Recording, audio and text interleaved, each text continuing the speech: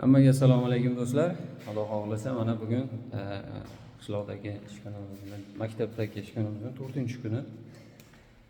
Xo'p, ishlar o'zi bitdi, xudo xohlasa tugatdim. Bugun tugataman, aniq xudo xohlasa inshaalloh. Ular резко включательlar, установкасы bo'ldi. Xo'p, bugun 10:30 da ishni boshlagandim, ledlari qo'yilmagandi. Mana hozir 12:30 bo'lyapti, почти 12:30 bo'lyapti.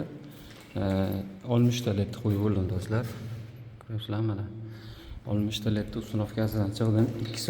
2 soatda va hozir o'zimni rekordimni o'zim yangiladim-da.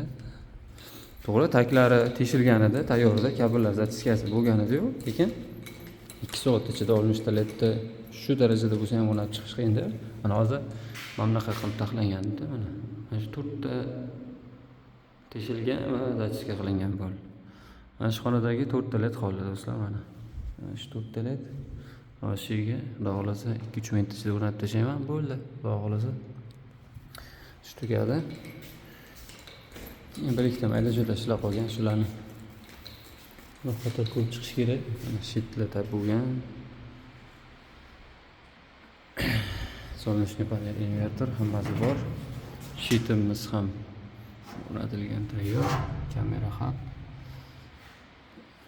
Xudo xohlasa hozir bir qator